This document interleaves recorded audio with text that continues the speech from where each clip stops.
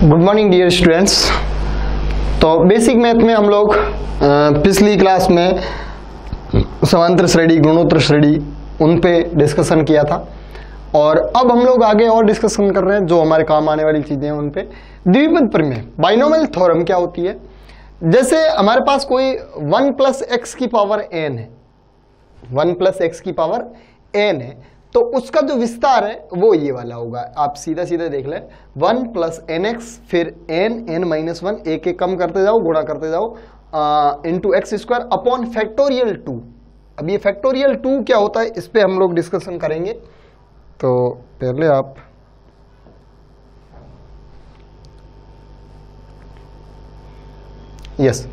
ये upon factorial 2 इस पे मैं अभी डिस्कशन करूंगा। फिर ये हो जाएगा, फिर एक और कम करते जाओ, n-1 तक पहले हो गया, n-2, फिर जितनी बार ये आपने कम किया है 1 2 3, तो ये हो जाएगा x³।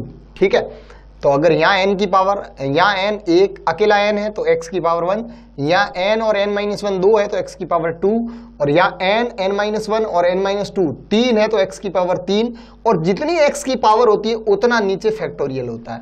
फिर आगे ये क्या हो जाएगा, अगला पद आप खुद जानते हो, n-1 n-2 n-3 4 हो गए ना, 1 2 3 4, तो x की पावर 4 अपॉन फैक्टोरियल 4।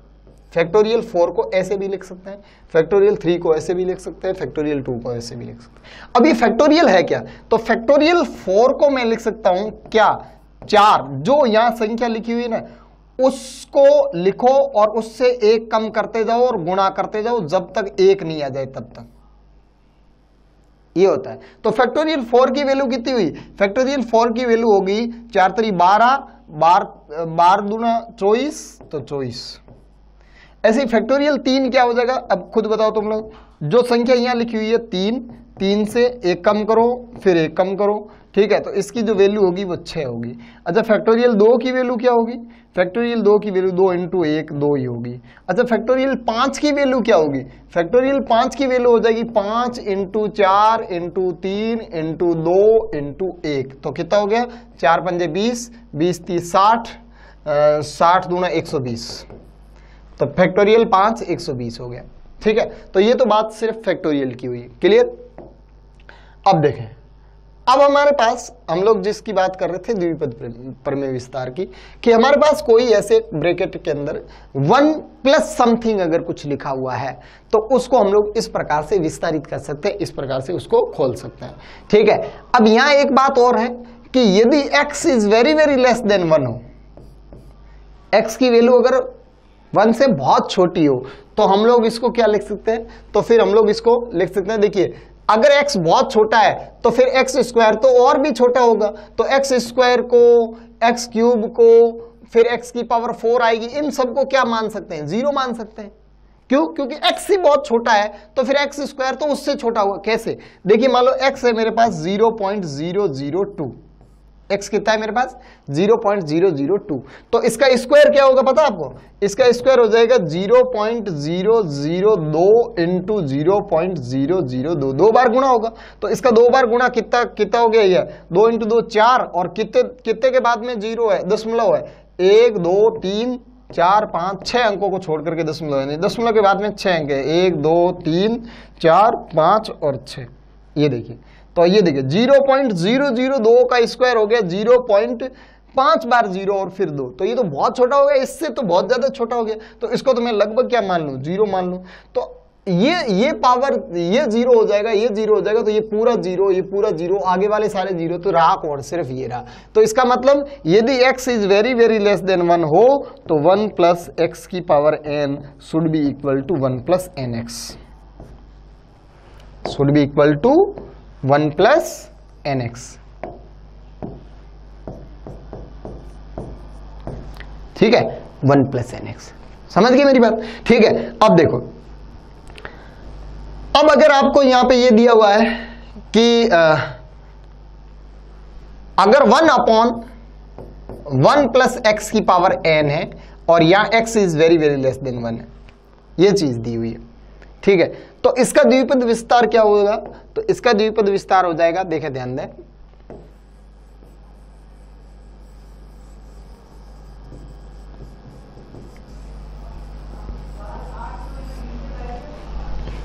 तो देखें, इसको पहले, सबसे पहले तो इसको अपन ऐसा लिख सकते हैं, ये ऊपर जाएगा तो 1 प्लस एक्स की पावर माइनस एन। ठीक है, अब अगर ये वेरी वेरी लेस देन 1 अगर नहीं है तो फिर तो ये यहां आ जाएगा वापस वैसा का वैसा, बस n की जगह माइनस n आ जाएगा, n की जगह क्या आ जाएगा, माइनस n। ठीक है, तो यहाँ पे माइनस n आ जाएगा, तो ये माइनस, फिर यहाँ माइनस n, फिर माइनस n माइनस 1 हो जाएगा, फिर माइनस, ये सारे माइनस हो जाएंगे, क्लियर, कुल मिला करके। ठीक है, लेकिन इस केस में यहाँ पे क्या होगा, इस केस में जब x is very very less than 1 हो तो ये वाला सीधा सीधा हो जाएगा 1 प्लस एक्स की minus n into x, this is 1 minus N X. क्या हो जाएगा, 1 माइनस एन एक्स। क्लियर, बात समझ में आ गई। ठीक है, अब देखिए, अब मैं एक छोटा सा एग्जांपल देता हूं इस पे, द्विपद प्रमेय पे क्या काम आता है हमारे यहाँ पे द्विपद प्रमेय। आपको अगर यहाँ पे बोला जाए, आपको अगर यहाँ पे बोला जाए कि 0.999 का पावर, या सिर्फ 0.99 ही कर दो,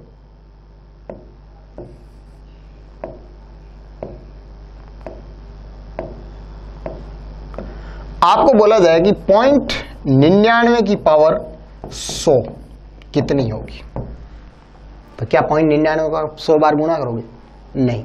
ठीक है, तो आप इसको क्या लिखोगे, आप इसको लिखोगे 0.99 को क्या लिखोगे, 0.99 को लिखोगे 1 माइनस 0.01 की पावर 100।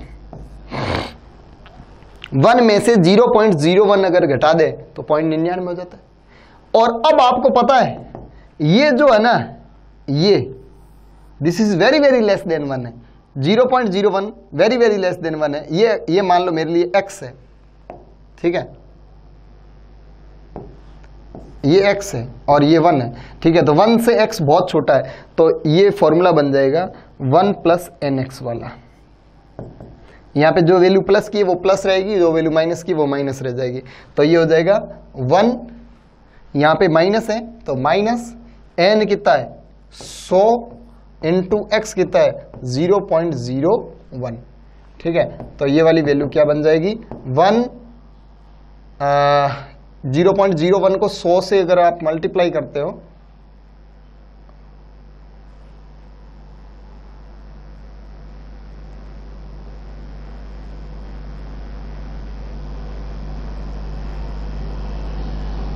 तो -1,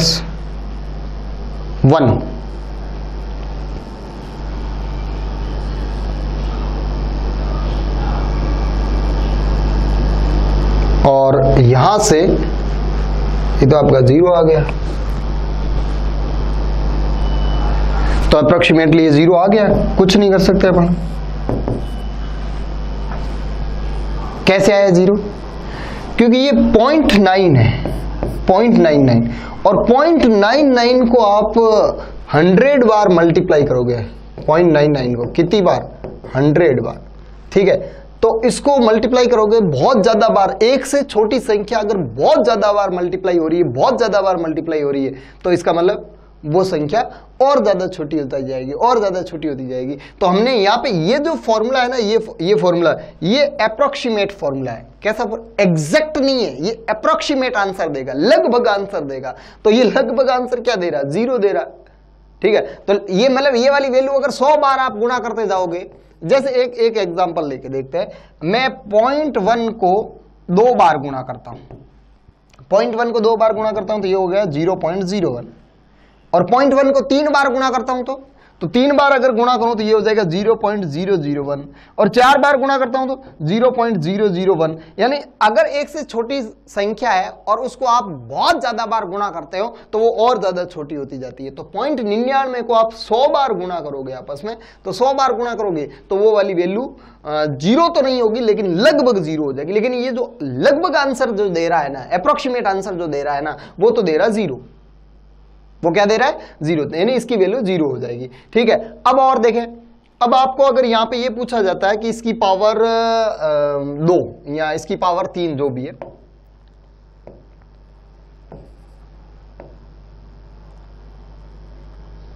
अगर मैं कहूंगी इसकी पावर 10 कितनी होगी, इसकी पावर अगर 10 कर दी जाए, इसको 10 बार मल्टीप्लाई किया जाए तो इसकी पावर 10 कितनी होगी। तो इसकी पावर 10 करने के लिए यहां 100 की जगह क्या हो जाएगा, 10 हो जाएगा,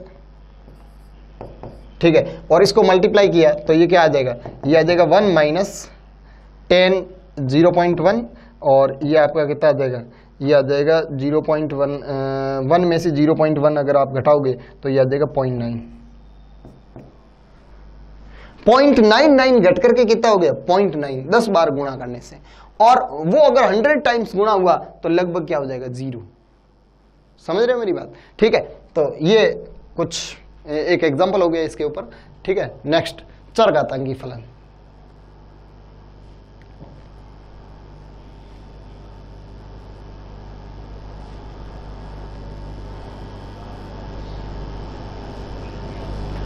यस, चरघातांकी फलन होता है y is equal to e की पावर x,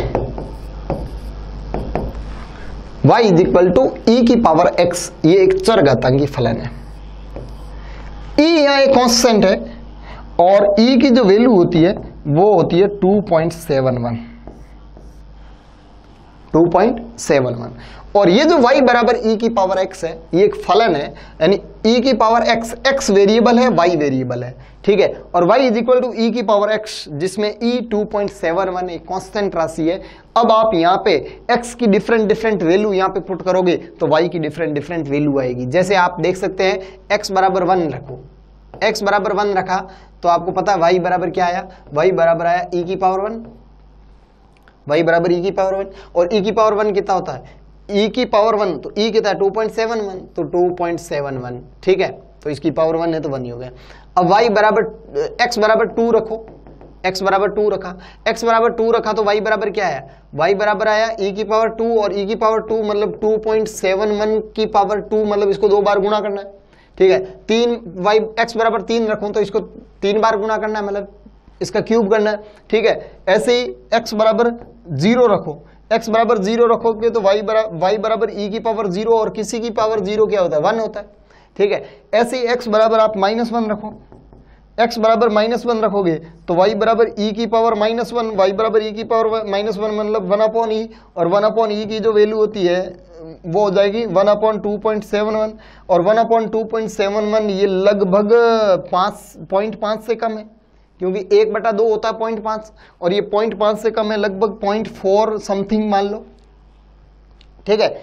और अगर मैं x बराबर -2 रखता हूं, x बराबर -2, अगर आप x बराबर -2 रखते हो तो ये y बराबर हो जाएगा 1/e², और 1/e² की वैल्यू इससे भी कम हो जाएगी, ठीक है। तो ये वाली वैल्यू और भी कम होती जाएगी। तो ये x की वैल्यू अगर मैं धनात्मक में रखता हूं तो ये वाली वैल्यू बढ़ती जाती है, धनात्मक में अगर x की वैल्यू बढ़ाता हूं तो ये वैल्यू बढ़ती जाती है, x की वैल्यू 0 रखता हूं तो ये वाली वैल्यू 1 होती है, और x की वैल्यू माइनस में रखता हूं तो ये वाली वैल्यू घटती जाती है, घटती जाती है, घटती जाती है। अगर x की वैल्यू में अगर इन्फिनिटी रख दूं, x बराबर अनंत रख दूं, तो x बराबर अनंत रख दूं तो आपको पता है y बराबर e की पावर अनंत, e की पावर अनंत मतलब 2.71 की पावर अनंत।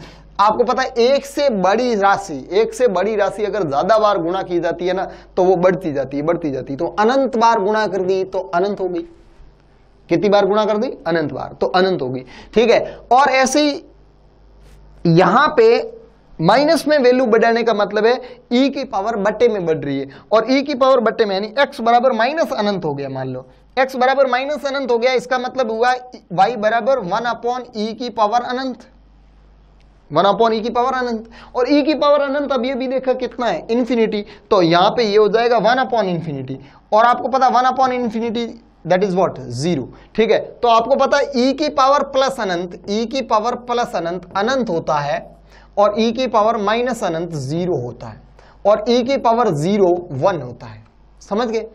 तो e की पावर प्लस अनंत अनंत, e की पावर माइनस अनंत 0, और e की पावर 0 1 होता है। इसका मतलब ये हुआ कि y बराबर e की पावर x का जो मान है वो 0 से लेकर के अनंत के बीच में कुछ भी हो सकता है, ठीक है। तो इसका हम लोग ग्राफ ड्रॉ करते हैं, y बराबर e की पावर x का ग्राफ ड्रॉ करते हैं कि इस चरघातांकी फलन का ग्राफ कैसा होगा, ये वेरी कैसे करेगा, ठीक है।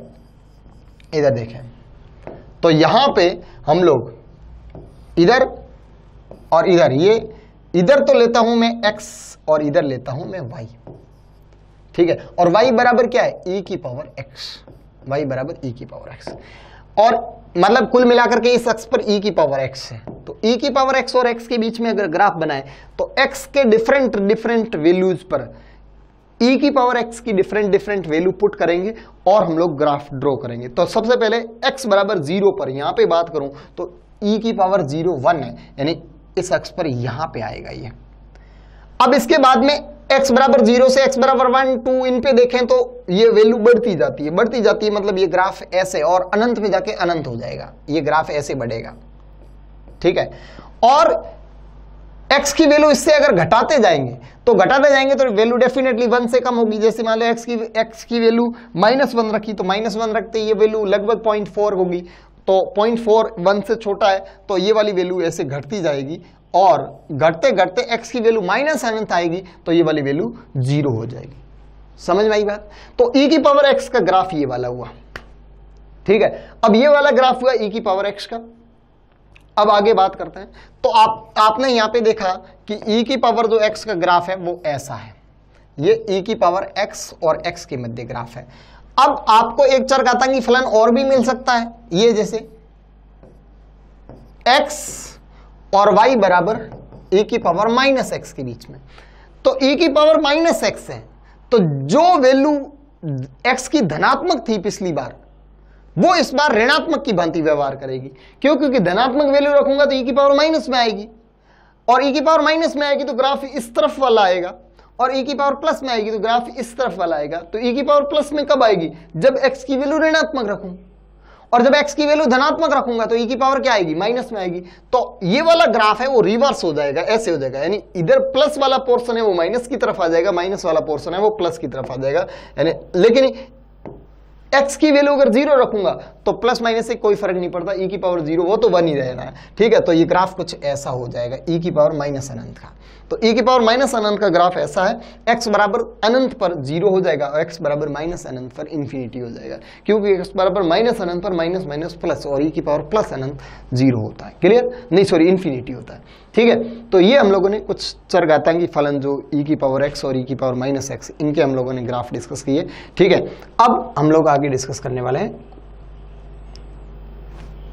यस चरघातांकी फलन का श्रेणी विस्तार, यानी e की पावर x का श्रेणी विस्तार भी होता है। और ये श्रेणी विस्तार होता है कुछ इस प्रकार से, e की पावर x को आप लिख सकते हो 1 प्लस एक्स स्क्वायर बटा फैक्टोरियल 2 प्लस एक्स क्यूब बटा फैक्टोरियल 3 प्लस एक्स की पावर 4 बटा फैक्टोरियल 4, ऐसे, ठीक है।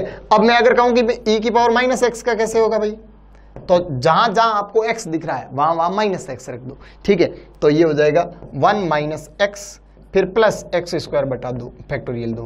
क्यों एक्स स्क्वायर बटा फैक्टोरियल 2? क्यों? क्योंकि मैंने एक्स स्क्वायर की जगह माइनस एक्स स्क्वायर रखा तो वो भी प्लस का एक्स स्क्वायर आया। फिर यहाँ पे माइनस एक्स क्यूब बटा फैक्टोरियल 3, फिर यहाँ पे प्लस एक्स की पावर 4 बटा फैक्टोरियल 4, और ये ऐसे आगे इन्फिनिटी तक चलता जाएगा, ठीक है। अब मैं कहूँ कि e की पावर x प्लस e की पावर माइनस एक्स, ये क्या होगा, इसका क्या सूत्र आएगा? तो इसको आप अगर प्लस करोगे तो इसको प्लस करोगे तो ये 1 + 1 2 हो जाएगा, और ये कैंसिल हो जाएगा, ये वाले पद इसमें कैंसिल हो जाएंगे, ये वाले पद जुड़ जाएंगे, ये वाले पद इसमें कैंसिल हो जाएंगे। इसका मतलब इसमें सिर्फ और सिर्फ क्या आएंगे? समघातांक आएंगे, ठीक है। तो इसको आप लिख सकते हो 2 + 2, क्योंकि ये और ये दो जुड़ रहे, तो 2 एक्स स्क्वायर बटा फैक्टोरियल 2 प्लस अगेन ये 2 टाइम्स होगा, यहां आएगा तो 2 एक्स की पावर 4 बटा फैक्टोरियल 4, सिर्फ समघातांक आएंगे, प्लस 2 एक्स की पावर 6 बटा फैक्टोरियल 6, ठीक है। और अब आप 2 यहां से कॉमन ले सकते हो, तो ये 1 + x square by factorial 2 plus x की पावर 4 बटे फैक्टोरियल 4 प्लस एक्स की पावर 6 बटे फैक्टोरियल 6, इस प्रकार से आगे बढ़ता जाएगा, ठीक है। तो ये चरघातांकी फलन का ग्राफ और चरघातांकी फलन का श्रेणी विस्तार हम लोगों ने डिस्कस किया, ठीक है। नेक्स्ट, जैसे चरघातांकी फलन होता है वैसे ही होता है एक लघुगणकीय फलन, ठीक है। और लघुगणकीय फलन को आप लिखते हो y = log, यहां पे एक बेस में राशि होती है और एक यहां राशि होती है, ये log ए बी, आप इसको तो कहोगे बेस, ये log LOG लिखा हुआ, ठीक है। ये जो क्वांटिटी लिखी हुई है ये तो है log का बेस, ठीक है। और ये log के अंदर जो वैल्यू रखी है उस वैल्यू को रखने पर ये y की डिफरेंट वैल्यू देगी। यहां पे आप b को चेंज करोगे तो y डिफरेंट आएगा, ठीक है। तो यहां पे ये जो log का बेस है ना, वो हम लोग नॉर्मली दो प्रकार का बेस पढ़ते हैं। एक तो log का बेस पढ़ते हैं e और एक log का बेस पढ़ते हैं 10, ठीक है। तो log बेस e और log बेस 10 दो के रूपों में हम लोग log को यहाँ पे डिस्कस करेंगे, लघुगणकीय फलन को हम लोग डिस्कस करेंगे। तो यहाँ पे मान लो मेरे पास है log base e into x, ये जो वेरिएबल राशि यहाँ पे ले रहा हूँ वो x ले लेता हूँ, और एक होता है y is equal to log base 10 into x. x तो एक वेरिएबल राशि जिसको चेंज करोगे तो y की वैल्यू चेंज आएगी, ये भी वेरिएबल राशि जिसको चेंज करोगे तो y चेंज आएगा, ठीक है। इसको कहते हैं नेचुरल लॉग। कौन सा लॉग कहते हैं? नेचुरल लॉग, ठीक है। इसको हम लोग लिखते हैं y बराबर ln x, log base e वाले को क्या लिखते हैं? ln x, ठीक है। और ये इसको log बेस 10x। अच्छा, इसको सिर्फ आप ऐसा भी अगर आप लिखा हुआ मिले ना log x तो ये बेस 10 वाला ही है। अगर बेस में 10 लिखा हुआ नहीं मिले तो वो बेस 10 वाला ही है। अगर बेस में e लिखा हुआ मिले तो ही log बेस e मानना है, और अगर बेस में e लिखा हुआ नहीं मिले तो आपको ऐसा भी मिल सकता है ln x, ठीक है। तो ये ln x और ये log बेस 10x है, ठीक है।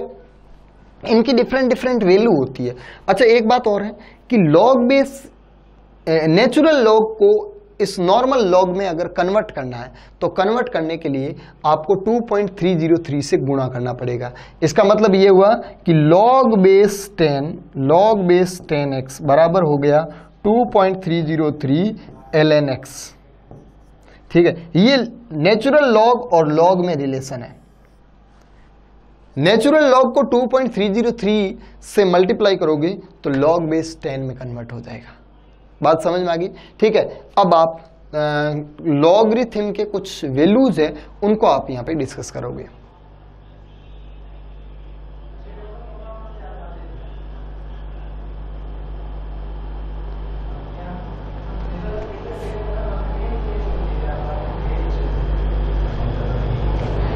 ये कुछ प्रॉपर्टीज हैं लघुगणक के, कुछ गुण धर्म है, उनके बारे में डिस्कस कर लेते हैं पहले, बाद में वैल्यू की डिस्कस करेंगे, ठीक है। तो log बेस e a की पावर b, तो यहां पे हमने लिखा था ना y बराबर log बेस e a, और उसकी अगर पावर b हो तो ये b आगे आ जाएगा और ये लिखा जा सकता है b log a। जैसे मैं इसका एग्जांपल दूं कि मान लो मैंने लिख दिया y बराबर log बेस 10 और यहां लिख दिया 2 क्यूब, ठीक है। तो ये जो 2 क्यूब में 3 है ना वो आगे आ जाएगा और ये एग्जैक्टली बराबर होगा 3 log बेस 10 इंटू 2, ठीक है। तो ये मैंने ई बेस लिया है और ई बेस को न लेते हुए आप log बेस 10 में भी ये सारे फॉर्मूले एप्लीकेबल होंगे। अच्छा, अगर आपको log base e a into B है तो वो हो जाएगा log a plus log b, into वाला प्लस में कन्वर्ट हो जाएगा। log a अपॉन b है तो वो हो जाएगा log a minus log b, ठीक है। जैसे मान लो आपको दिया हुआ है log 3/2 तो वो हो जाएगा log 3 माइनस log 2, ठीक है। अच्छा, आपको अगर मान लो बेस में कुछ डिफरेंट राशि दी हुई है और आप उसको log बेस 10 में बदलना चाहते हो, log बेस e में बदलना चाहते हो, तो आपको जो ऊपर राशि दी हुई है वो ऊपर, जो नीचे राशि दी हुई है वो नीचे, और log का बेस आप अपनी मर्जी से जो चाहो वो लगा सकते हो। log बेस e लगा सकते हो, log बेस 10 लगा सकते हो। तो log a b दिया हुआ है तो log base 10b log base 10a ऐसा लिख सकते हो, log base e b log base e a लगा सकते हो, ठीक है। अच्छा, log बेस e a ऐसा दिया हुआ है तो इसको आप लिख सकते हो माइनस log e 1 अपॉन ए। हाँ, वो 1 अपॉन ए में क्या होगा, 1 अपॉन ए है तो ये a ऊपर आएगा तो a की पावर -1, और वो -1 आगे आएगा तो माइनस माइनस प्लस कर देगा, वापस यही बन जाएगा। क्लियर? ये 5 गुणधर्म हुए। इसके अलावा इन गुणधर्मों के अलावा लॉगरिथम की कुछ वैल्यूज है वो log बेस 10 में ही डिफाइन होती है, इसकी टेबल आती है। तो हम लोग कुछ इंपॉर्टेंट वैल्यूज को यहाँ पे डिस्कस कर लेते हैं, आपको याद रखनी है। बाकी लघु गणक की एक टेबल आती है, उसमें ये सारी वैल्यू दी हुई है। अगर मान लो IIT में बड़ा क्वेश्चन आता है तो आपको साथ में लॉग टेबल दी हुई होगी, या फिर उसके लघु गणक का मान है वो सीधा क्वेश्चन में ही दिया हुआ होगा, ठीक है। तो कुछ नॉर्मल जो लॉग के मान है वो आपको डायरेक्टली याद रखने हैं, क्योंकि वो हर बच्चे को याद होते हैं, इसलिए वो क्वेश्चन में भी नहीं दिया हुआ होते हैं और इसके साथ उसकी टेबल दी हुई नहीं होती है। क्लियर। तो log बेस 10 1 है, तो log बेस 10 1 की वैल्यू होती है 0। अगर यहां पे 1 आ जाता है तो बेस में जो मर्जी वो हो, यहां पे 1 आते ही log की वैल्यू 0 हो जाएगी। और log बेस 10 2 की वैल्यू 0.3010, ठीक है। 3 की 0.4770, 5 की 0.6990, 7 की 0.845 और 10 की। अच्छा एक बात यहाँ पे और, अगर यहाँ पे समान संख्या आ जाती है, अगर मैं कहूँ कि log बेस x और यहाँ पे भी x, तो इसकी वैल्यू 1 होगी। यहाँ पे जो मर्जी आ जाए, यहाँ पे कह दूंगी log बेस में भी 2 और यहाँ पे भी 2, तो इसकी वैल्यू भी 1 होती है। तो यहाँ पे दोनों जगह समान राशि आ जाती है तो उस लॉगरिथम की वैल्यू कितनी होती है? 1 होती है। बात समझ में आ गई? ठीक है। तो ये यहां तक। अच्छा ये देखो 1 2 3 देखे, 3 के बाद में 4 को छोड़ दिया और फिर 5 आ गया, तो 4 की वैल्यू क्या होगी? तो आपको पता है log बेस 10 4 अगर लिखा हुआ है तो आप इसको तो लिख सकते हो log बेस 10 4 को 2 की पावर 2, और एक अभी हमने प्रॉपर्टी पढ़ी कि ये जो पावर होती है वो आगे आ जाती है, तो फिर इसको मैं लिख सकता हूं 2 log बेस 10 2। तो log बेस 10 2 की जो वैल्यू है 0.3010 है, तो इसको 2 से मल्टीप्लाई कर दो 0.6020, ये log 4 की वैल्यू होगी। तो log 4 की वैल्यू log 5 से कम है, देख लो, ठीक है। तो log 5 हो गया। log 6 की वैल्यू क्या है? log 7 की वैल्यू दी डायरेक्ट, तो log 6 को आप लिख सकते हो log बेस 10 6 को आप क्या लिख सकते हो? log बेस 10 3 into 2, 3 into 2, और इंटू में है तो ये हो जाएगा log base 10 3 plus log base, into का प्लस हो जाएगा log बेस 10 2, ठीक है। log बेस 3 log 3 की वैल्यू और log 2 की वैल्यू आपके सामने ये रखी, 3 की 2 की, इन दोनों को जोड़ लोगे तो log 6 की वैल्यू आ जाएगी, log 7 की वैल्यू, log 8 की वैल्यू। log 8 अगर आपको कहीं लिखा हुआ मिल रहा है तो वो हो जाएगा 2 का क्यूब आगे आ जाएगा, ये 3 से मल्टीप्लाई हो जाएगा, ठीक है। 3 से मल्टीप्लाई होकर के ये वाली वैल्यू आ जाएगी। क्लियर। तो अच्छा log 9 की वैल्यू, 9 की वैल्यू हो जाएगी log 9 हो जाएगा 3 का स्क्वायर, ठीक है। 2 आगे आ जाएगा, 3 की वैल्यू को 2 बार गुणा करोगे तो वो log 9 की वैल्यू आ जाएगी, log 10 की है, ठीक है। इससे आगे अगर कहीं वैल्यू कोई चाहिए आपको तो या तो क्वेश्चन में दी हुई होगी या फिर आपको एक्स्ट्रा वहां से मिले, मतलब टेबल मिलेगी साथ में। क्लियर। अब हम लोग लघु गणक का ग्राफ बना लेते हैं, लॉग का ग्राफ बना लेते हैं। अच्छा आपको अगर यहां पे ये बोला जाए कि log बेस e 5 की वैल्यू ज्ञात करो, ये तो सारी log की जो वैल्यू है ना वो log बेस 10 में, तो सबसे पहले इसको क्या लिखोगे? इसको सबसे पहले लिखोगे, इसको log बेस e को log बेस 10 में बदलने के लिए 2.303 से गुणा करोगे, 2.303 से गुणा करोगे और log बेस 10 5 लिखोगे। अब log बेस 10 5 की जो वैल्यू है वो यहां पे रख दोगे तो ये हो जाएगी 2.303 इंटू 0.4770, ये जो वैल्यू आएगी वो log बेस e5 की आएगी। अच्छा ये बताओ log बेस e2 की वैल्यू यानी y is equal to ln2 कितना होगा? y is equal to ln2 की value, y is equal to ln2, y is equal to 2.303 और ln2 हो जाएगा log बेस 10 2, और log बेस 10 2 की वैल्यू ये रही तो ये हो जाएगा 2.303 और ये हो जाएगा 0.3010, और इसको आप मल्टीप्लाई करते हो तो 0.690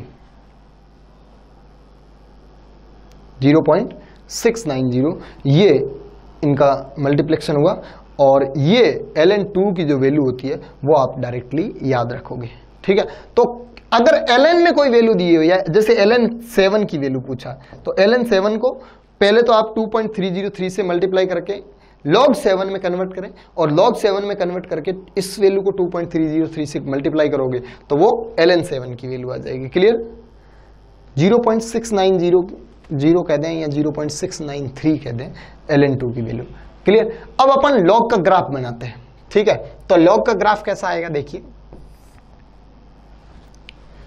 ये इधर की तरफ x और इधर की तरफ y is equal to log base 10x, ये ग्राफ बनाना है। तो अभी अभी हमने बात की कि यहां और यहां वैल्यू जब बराबर आएगी तो 1 होगा, यहां और यहां वैल्यू बराबर आएगी तो 1 होगा, और यहां अगर 1 आएगा तो 0 हो जाएगा। तो जैसे x बराबर 1 पर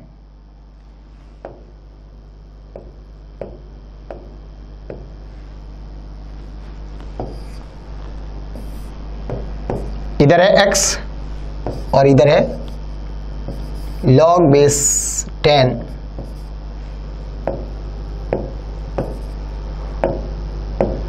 log बेस 10x। ठीक है, और x बराबर 1 पर 0 है। ठीक है, x बराबर 1 पर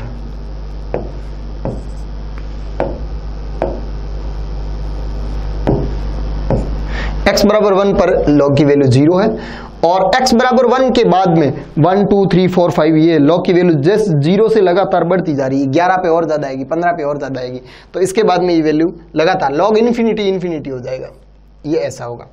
लेकिन x की वैल्यू जब 1 से छोटी होगी तो क्या होगा?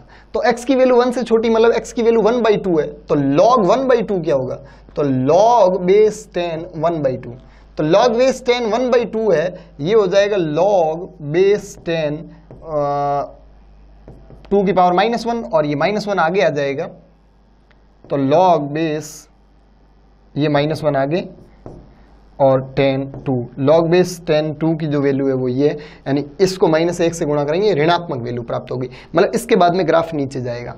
ठीक है, और ये वैल्यू घटती जाएगी, लेकिन यहां पे नेगेटिव वैल्यू पॉसिबल नहीं है, यहां पे नेगेटिव पॉसिबल नहीं है, पॉसिबल ही नहीं है। ठीक है, नेगेटिव नहीं हो सकता। ठीक है, तो ये x बराबर धनात्मक के लिए परिभाषित है log, और x बराबर धनात्मक में 1 से ज्यादा के लिए log का ग्राफ ऐसा होगा, यानी लगातार बढ़ने वाला ग्राफ होगा, और 1 के छोटे में log का ग्राफ नीचे जाएगा, ये ऊपर पॉजिटिव है नीचे नेगेटिव है, तो log का ग्राफ नीचे जाएगा, और नीचे जाकर के बिल्कुल इन्फिनिटी, ये बिल्कुल x की वैल्यू बिल्कुल कम होती जाएगी, तो ये माइनस में बढ़ता जाएगा। तो आपके पास ये जो log का ग्राफ आया, वो log का ग्राफ कुछ इस प्रकार से आया।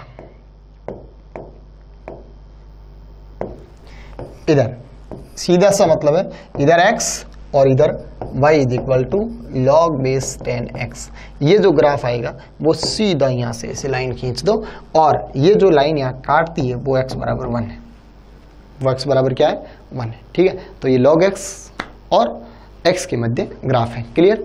इसके अलावा हम लोग यहाँ पे एक लघुगणक श्रेणी विस्तार पढ़ते हैं, जिसमें log base e 1 plus x का जो श्रेणी विस्तार होता है वो x माइनस x² बटा 2, ये कोई फैक्टोरियल नहीं है, सीधा 2, x³ बटा 3 माइनस x की पावर 4 बटा 4, यानी जो पावर विषम है वहां पे तो प्लस आ रहा है, और जो पावर माइनस सम है उसके आगे माइनस आ रहा है, देख लो। फिर आगे आएगा प्लस x की पावर 5/5, फिर आएगा माइनस x की पावर 6/6, इस प्रकार से। और ये log 1 माइनस x का अगर श्रेणी विस्तार किया जाए तो जहां जहां x दिख रहा है वहां माइनस x रख दो, तो सम पावर पे तो माइनस x रखने पे कोई फर्क पड़ेगा नहीं, माइनस विषम पावर पे माइनस बाहर आएगा, तो यहाँ पे माइनस बाहर आ जाएगा, यहाँ माइनस बाहर है ही, यहाँ माइनस बाहर आ जाएगा, यहाँ ये पूरे के पूरे माइनस के बन जाएंगे, सारे के सारे ऋणात्मक बन जाएंगे, सब जगह माइनस बाहर आ जाएगा। क्लियर? बात समझ में आ गई? ठीक है, अगर इन दोनों को अगर जोड़ दिया जाए तो फिर ये धनात्मक वाले जो इसमें धनात्मक है वो कट जाएंगे और ऋणात्मक वाले आपस में जुड़ जाएंगे। ठीक है, तो ये लघुगणक की श्रेणी विस्तार हो गया। ठीक है, इसके बाद में हम लोग नेक्स्ट क्लास में आगे और बेसिक मैथ में डिस्कशन करेंगे। क्लियर?